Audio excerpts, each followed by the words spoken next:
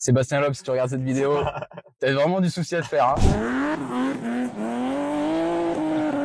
Bonjour à tous, j'espère que ça va. Moi écoutez, je suis super content de faire cette toute première vidéo sur ma chaîne YouTube, donc de We Like. Alors pour ceux qui ne me connaissent pas, je crée du contenu sur la voiture électrique, essentiellement sur Instagram, où je fais pas mal de réels, où je vulgarise un petit peu la voiture électrique. Et aujourd'hui sur YouTube, je me lance pour faire essentiellement des vidéos de témoignages. Le but c'est vraiment de venir à votre rencontre et voilà, parler voiture électrique, de me présenter votre véhicule, ce que vous aimez, ce que vous aimez pas, etc. Et j'aimerais également beaucoup faire de contenu, d'aller visiter une usine de recyclage de batteries, d'aller visiter des usines de production de bandes de recharge, etc. Si ça vous intéresse, n'hésitez pas à vous abonner à la chaîne YouTube, à vous abonner également sur Instagram et d'activer la petite cloche. Et si vous aussi vous avez une voiture électrique, que vous souhaitez partager votre expérience, contactez-moi donc soit dans le chat directement ou alors vous avez mon adresse mail dans la description de la vidéo ou directement sur Instagram. J'habite au nord de Lyon, à Villefranche-sur-Saône. Si vous êtes à proximité, n'hésitez pas à me contacter puis on organise tout ça. Aujourd'hui, je suis à Montmelin-Saint-Sorlin et je vais à la rencontre de Stéphane. Alors Stéphane, c'est un pote à moi. On s'est connus il y a à peu près 8 ans. On a bossé pendant plus de 6 ans ensemble dans l'immobilier et justement, il est passé sur une MG4. Et avant, il a eu des voitures qui wattaient un petit peu comme RSQ3,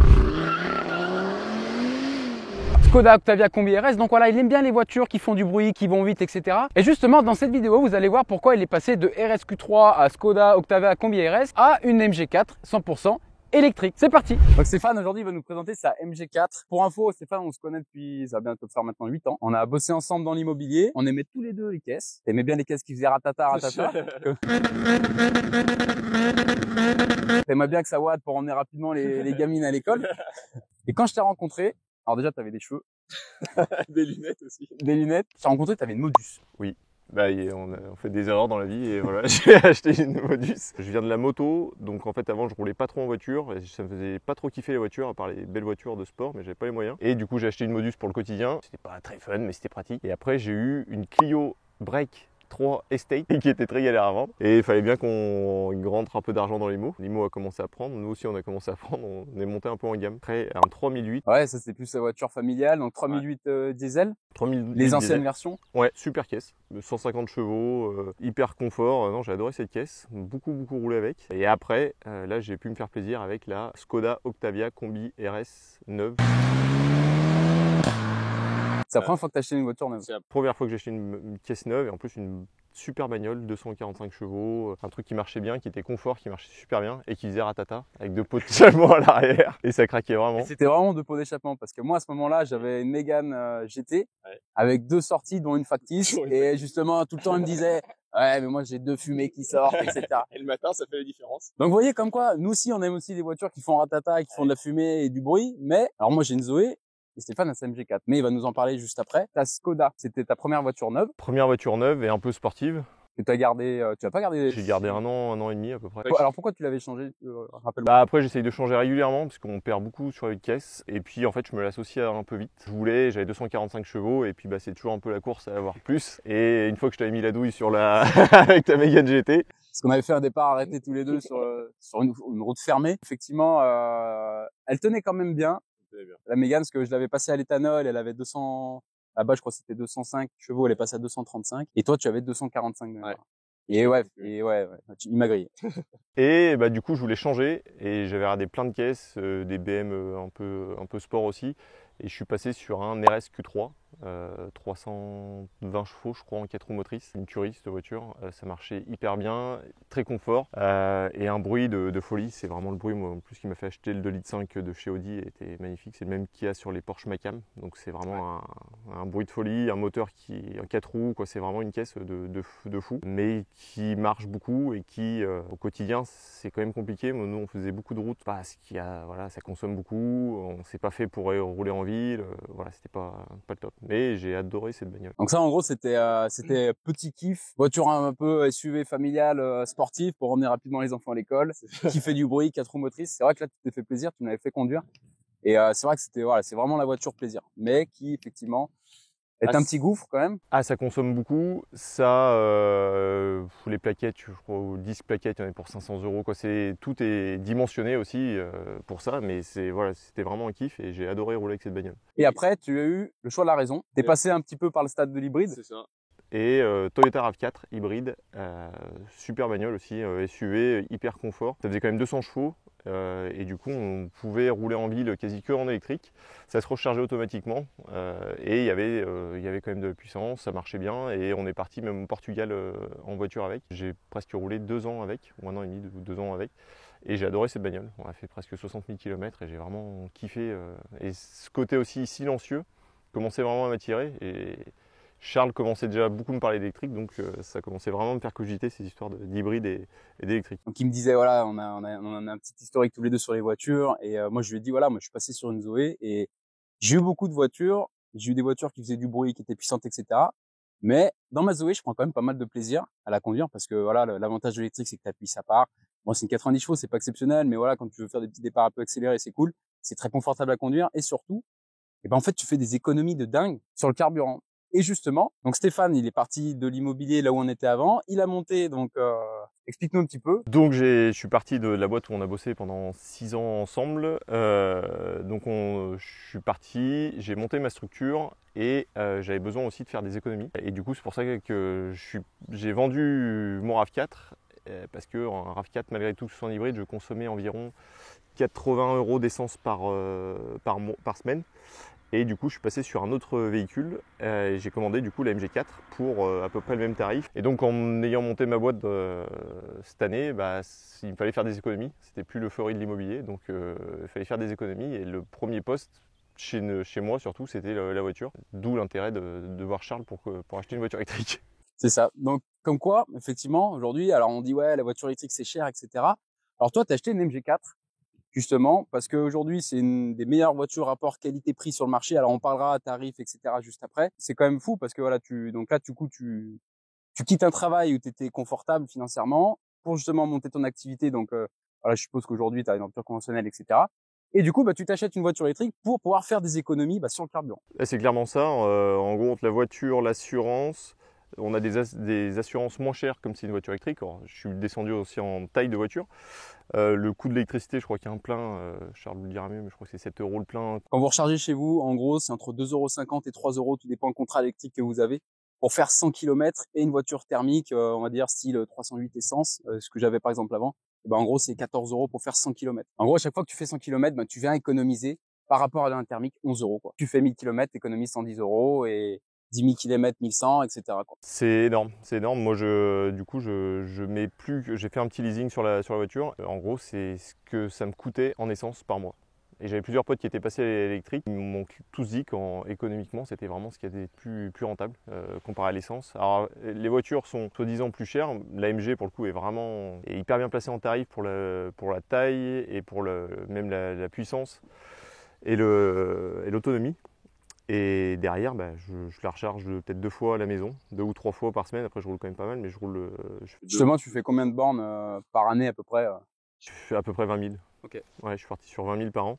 Et là, ça fait peut-être 5 mois que je l'ai et je suis déjà à 8 000 km. Ok. Donc ouais, je roule pas mal et essentiellement pour le boulot. Alors, on fait des week-ends aussi, mais on se déplace, quoi. C'est vraiment beaucoup pour le boulot. Et alors là, on va faire un petit tour après de la voiture. Donc toi, tu as choisi la MG4 en version donc confort. Alors chez MG4 maintenant, vous avez 4 versions. Donc la première, c'est la standard, donc c'est l'entrée de gamme. Après, vous avez la confort, la luxury, et dernièrement, il y a la X-Power qui est sortie.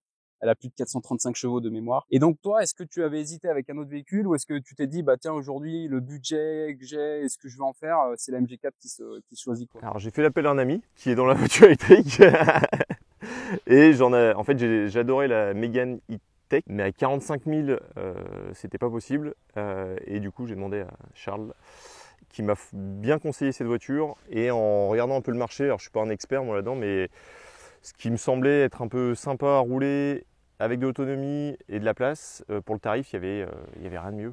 Et des dispos aussi à peu près cohérentes. J'ai dû attendre le véhicule 4 mois, je crois, maximum. Et tu l'as commandé quand? Au mois de novembre. Donc du coup, tu l'as eu assez rapidement. Ouais. Toi, tu l'as pris en version confort. Tu l'as eu à quel prix Alors je l'ai eu à 20 de tête, je l'ai eu à 26 000 €. Avec tous les bonus déduits? Ouais, tout déduit, et j'ai pris l'attelage. La petite option que j'ai pris, mais je crois que c'est le tarif, c'est 24, 26 et 28 000 € les voitures. Bonus déduit, tout compris. Donc là, en gros, ta voiture, tu l'as eu. Donc c'est une voiture qui fait 204 chevaux. Ouais. En version confort. C'est une propulsion. Ouais. Donc tu l'as touché à 26 000 euros. La MG4, c'est un peu l'équivalent aujourd'hui de la Golf en termes de volume et de capacité. Donc là, clairement, en termes de tarifs, même par rapport au thermique, difficile de faire mieux, quoi. C'était même, je crois que c'est le prix d'une Polo, si je dis pas de conneries. C'est le prix d'une Polo neuve et un petit 110 chevaux essence, c'est le prix de la Polo. Donc non, il n'y avait pas de question à se poser. 200 chevaux en propulsion, j'ai jamais eu de propulsion et c'est vraiment drôle. Pour le coup, ça marche et c'est vraiment fun à rouler. Alors c'est vrai que Stéphane vous l'a pas dit, mais il a une ancienne carrière de cascadeur. Et il adore drifter dans les ronds-points. Donc pour lui, la propulsion était quelque chose d'assez important. Une grande réflexion et c'est très important pour moi d'avoir une propulsion. On va faire une petite présentation extérieure de la voiture et après on va aller faire un petit tour ensemble à l'intérieur. Allez, c'est parti. Donc voici la MG4, donc version confort. Donc toi tu l'as pris en blanche. Est-ce que tu avais le choix sur la couleur ou pas? C'est vraiment celle qui me plaisait le plus et je crois que c'était en plus la couleur classique, donc sans option. Les jantes, donc ça c'est lesquelles? C'est celles de base aussi? On n'a pas le choix. T'as pas le choix. Ouais. Donc ça c'est des enjoliveurs qui sont par-dessus. Pas ouf. Ça fait le taf. Ça fait le taf. Donc là c'est des jantes qui sont de base avec la voiture. Donc la couleur, donc effectivement t'as pris la standard aussi. Ouais. Donc c'est des jantes en 18 pouces. Elle est vendue pour 450 km d'autonomie en WLTP. Est-ce que toi aujourd'hui tu les fais à peu près ou? Je recharge en Paris, on m'a conseillé de recharger que pas en dessous de 20% et pas au-dessus de 80%. Donc j'essaye de respecter ce qu'on me dit. Alors autant je faisais très gaffe à la conso quand je roulais avec des bagnoles thermiques. Et autant là, je regarde même plus les kilomètres que je fais à chaque plein. Je fais pas gaffe à combien je roule. Mais je suis parti déjà en week-end, on a fait 300 bornes avec une seule recharge et il me restait encore beaucoup de batterie. Et est-ce que du coup aujourd'hui tes recharges te prennent plus de temps que de faire un plein ou en fait moins? Pas du tout. En gros, je rentre le soir, je la branche et puis j'attends. C'est un confort au quotidien, c'est énorme en fait. Et sans avoir pour le coup rien fait chez moi, j'avais une prise extérieure et elle charge directement sur la prise extérieure. Donc toi là tu m'as dit qu'aujourd'hui effectivement par rapport aux kilomètres que tu fais etc, t'as pas le besoin d'installer une borne chez toi, donc tu te recharges sur ta prise. Oui, classique. Et est-ce que tu as fait quelque chose sur ta prise ou non? Donc ouais, effectivement aujourd'hui vous pouvez vraiment, alors faut que ça reste une solution de dépannage, mais vous pouvez vous brancher sur votre prise extérieure. Mais il est quand même recommandé de mettre une prise renforcée de type Green Up pour vraiment sécuriser votre installation, parce que si vous avez un souci, l'assurance vous demandera si vous avez ce genre de prise ou pas. À niveau esthétique, est-ce qu'il y a des trucs que t'aimes bien, que t'aimes pas? Alors au début, je l'ai pas acheté pour l'esthétique. Ouais, parce que c'est vrai que, alors on aime ou on n'aime pas. Moi perso, j'adore l'avant. Je trouve que ça fait un peu, alors de très loin, hein, et je trouve il y a un peu une ligne un peu de Lamborghini. Non mais je trouve la ligne devant elle est quand même hyper agressive. Moi je voulais une caisse un peu utilitaire pour tous les jours et je m'habitue, je trouve ça plutôt joli maintenant. Mais voilà, c'est pas pour les lignes au début pourquoi je l'ai acheté. Mais ouais, c'est plus pour le côté on va dire fonctionnel. Ouais, fonctionnel, économique. Là vous avez l'arrière. Et normalement sur les hauts de gamme, tu as une sorte de petit aileron derrière qui vient. Ouais, exactement. Donc à partir de la Luxury, donc la version au-dessus, la X-Power, en fait, ici vous avez un béquet en fait qui vient se rajouter pour rajouter un petit peu plus le côté sportif. Alors le côté pas joli, c'est qu'ils m'ont mis un attelage, ils m'ont découpé le spoiler arrière. Alors l'attelage, tu l'as commandé chez MG? Ouais, commandé, monté chez MG et c'est vrai que ça fait. Et ouais, c'est vrai qu'on peut voir, je vais vous montrer. Hein. C'est un peu dégueulasse. C'est, regardez. Ouais, c'est un peu montage artisanal. Quoi. Ouais. Donc là, t'as un attelage. Toi, c'était pourquoi? C'était pour mettre surtout le porte-vélo. Ouais. Tout à l'heure, tu m'as expliqué un petit truc qui était un peu chiant. C'est quand tu ouvres ton coffre. En fait, à chaque fois, vous avez les ficelles qui tiennent la banquette arrière, en fait, qui s'enlèvent. Donc après, bon, je pense qu'on peut mettre un petit point de colle. Je sais pas, ça s'est cassé aussi là, quoi. Bref, c'est un peu. Ouais, ça fait un petit peu l'edge. Bah, on voit que on comprend pourquoi ça vaut quand même moins cher que les autres. Ouais. Sur certains points. Un petit test routier? T'es sûr? Allez. Hop, allez, on va faire un petit tour. C'est parti. Donc là, on va aller faire un petit tour juste là-haut, là. Dans le plus beau village de France. Un des plus beaux villages de France. Le plus beau village de France. Montmelin, Saint-Sorlin, c'est ça? Montmelin-Saint-Sorlin. Fort à la Courge. Donc toi, t'as l'objectif d'être maire, hein, c'est ça? C'est ça. Alors quand on bossait ensemble, chaque année, Steph, il nous cassait la tête. Avec la foire à la citrouille. La foire à la Courge. La foire à la Courge, pardon, parce que ouais, il a ses enfants à l'école ici, donc tu vois, c'est un père investi dans la commune. Alors là, petit tour dans la MG4. Alors je déconnecte un truc qui est très très nul dans la MG4. C'est l'assistance au maintien dans la voie que je déconnecte à chaque fois parce que je trouve ça limite dangereux. Bon, j'ai essayé une autre MG qui le faisait, ça marchait très bien, la MG5. Mais la MG4 est très mal fait, ils m'ont mis à jour mais c'est toujours très mal fait. Oh, l'intérieur il est pas trop mal, il est bien fini. Ah ouais, quand même. Ouais, c'est quand même bien fini, ça fait c'est soft mais c'est bien fait. Le volant est plutôt sympa. Un petit côté un peu sport, franchement ça finit bien la voiture. L'écran c'est pas ce qu'il y a de plus réactif, mais ça marche quand même très bien. On a toutes les données sur les deux écrans là, c'est pratique. Ouais, donc t'as le petit écran ici là. Voilà. Alors là, t'as quoi comme information? Bah, j'ai comme quoi mon pneu avant droit est un peu dégonflé apparemment. Kilométrage, j'ai la conso, J'ai la petite voiture quand je me fais dépasser par d'autres petites voitures. Ok. Et après les feux, les régulateurs, tous ces trucs-là. Et au niveau du système, là, qu'est-ce que t'en penses? C'est fluide? Ouais, c'est fluide. Alors, on n'est pas au niveau des Américains. C'est quand même bien fait. Après, moi, je m'en sers vraiment, quoique pour des trajets. Ouais, est-ce que tu planifies des... Alors, tu m'as dit que t'avais pas fait de grands trajets pour l'instant avec ta... Non. Avec ta MG4? Alors si, j'ai quand même fait des week-ends dans le sud, des choses comme ça. J'avais rechargé quasi à fond la voiture et on a pu faire des longs trajets. Et l'avantage, comme souvent en plus on allait dans des maisons en Airbnb, les autres nous laissaient me recharger gratuitement chez eux. Donc du coup, souvent en fait, je faisais l'aller payé par moi et le retour payé par les autres. Ouais, donc ça, c'est quand même très rare qu'avec une voiture thermique, les gens vous disent bah tiens, je vais te faire le plein avec ta... Effectivement, c'est rare de trouver une station essence. Ouais. Alors, t'en as à côté, hein, mais une station essence gratuite à domicile, quoi. C'est un peu ouf, mais c'est plutôt cool ça. Et ouais, on a pu faire un trajet. Alors après, il y a pas mal de bouchons, mais on a fait presque 300 bornes et il me restait encore, je crois, 35 ou presque 40% de batterie. Et il y avait de quoi faire. Je pense qu'on aurait pu faire les 400 sans problème. Et toi, tu roules plutôt à 130, 110? Alors non, j'ai compris qu'avec la voiture électrique, il faut rouler à 110. Et au-delà, dès qu'on roule à 130, voire plus, ce qui est interdit, mais on peut... à part en Allemagne. À part en Allemagne. Ou sur les petites routes comme ça, voilà. avec Stéphane. Mais on peut pas aller au-delà de 110, ça consomme vraiment beaucoup. Alors attention, parce que effectivement, ce qu'il dit, c'est valable pour la majorité des voitures électriques. Et pour ceux qui m'ont suivi, qui ont suivi la chaîne EV, avec la Hyundai Ioniq 6, la voiture elle est tellement profilée que effectivement, il n'y a pas énormément d'écart. Mais dans la majorité des cas, effectivement, si vous tenez à votre conso ou si vous avez des longs trajets, il est plus préférable de rouler à 110 sur autoroute, avec peut-être 120. 110, on se met au régulateur. C'est déjà ce que j'avais un peu pris de faire avec mes autres voitures pour éviter de se prendre des amendes et de se faire retirer des points tout le temps.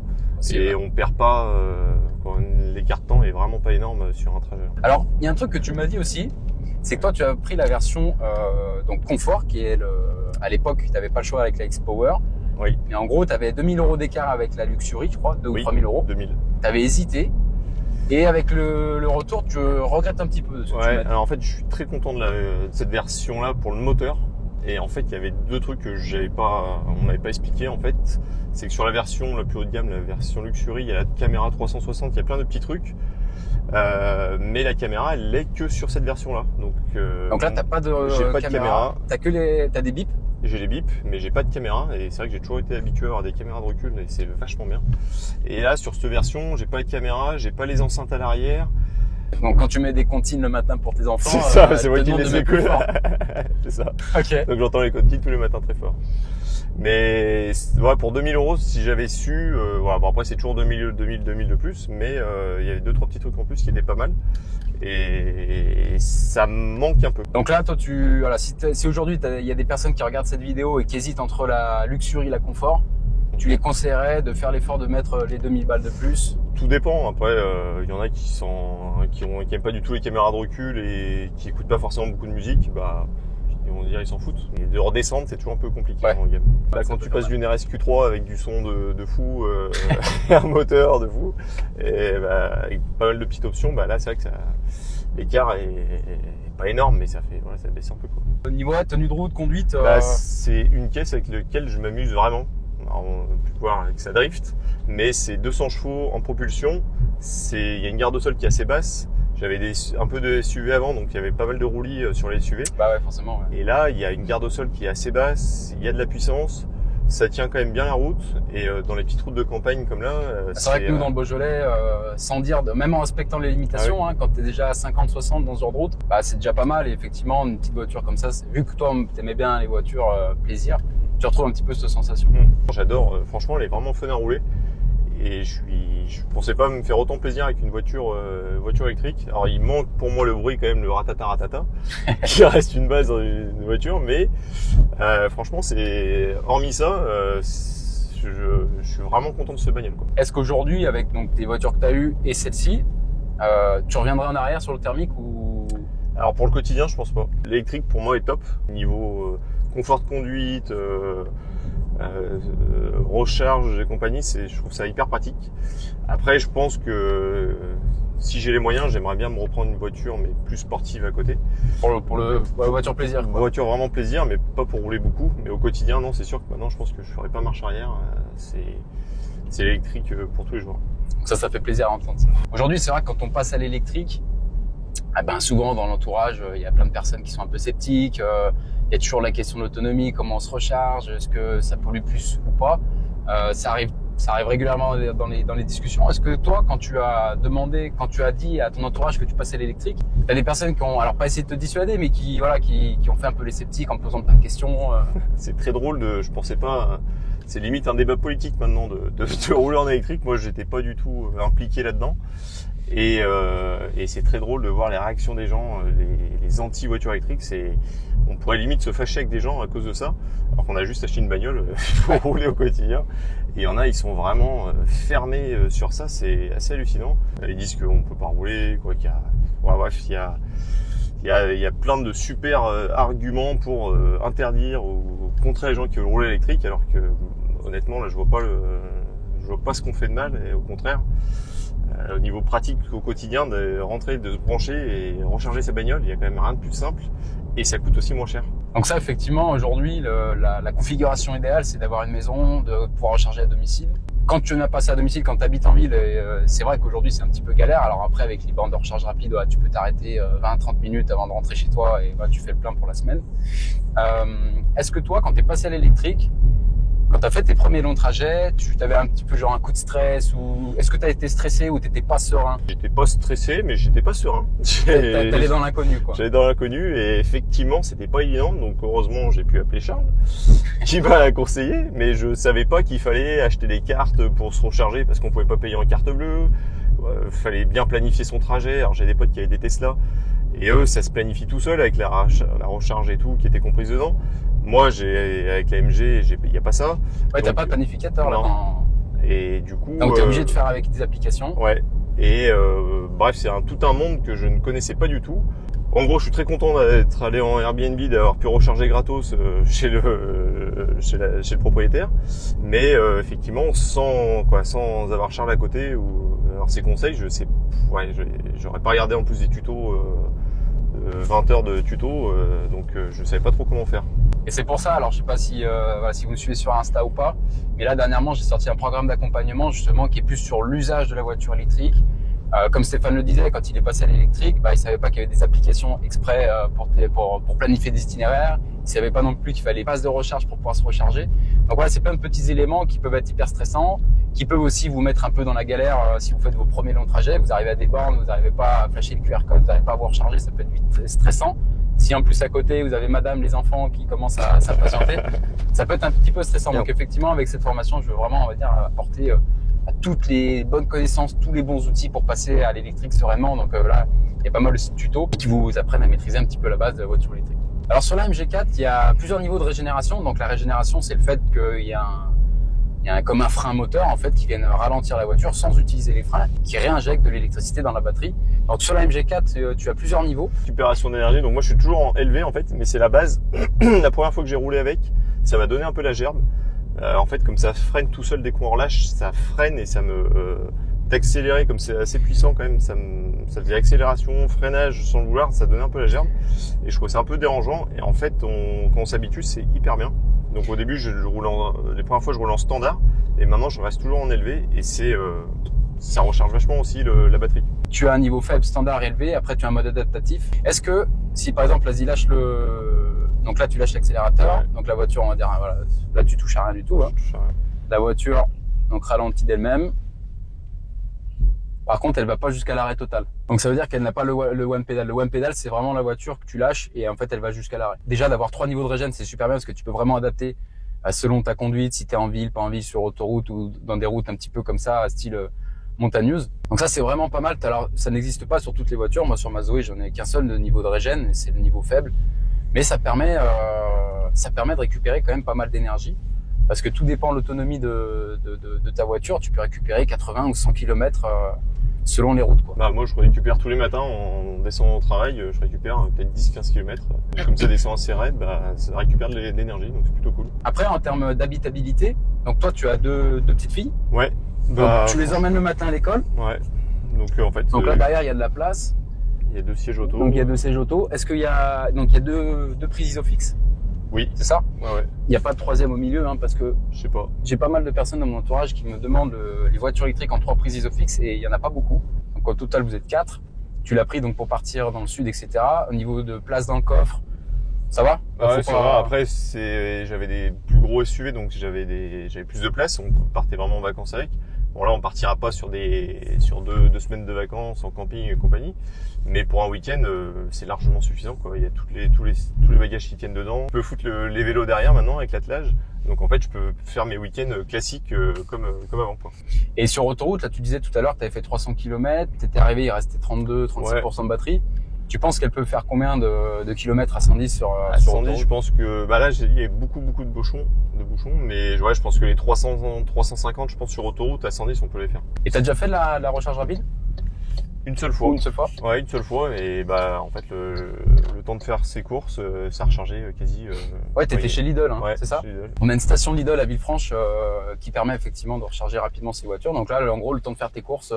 Ça a rechargé de. En plus, c'était juste avant de partir. Oui, juste avant le grand départ.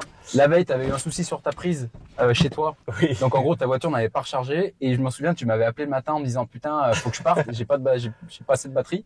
Et donc là, je t'avais dit, bah tiens, va chez Lidl. Donc t'en as profité pour faire 2-3 courses avant de partir. Et en gros, le temps de faire tes petites courses, ta batterie était à 100% et t'es prêt pour partir. Ouais, c'est ça. Et pour, je crois, 8 ou 10 euros, c'est vraiment pas très cher. Bah écoute, merci Steph. Ça m'a fait plaisir.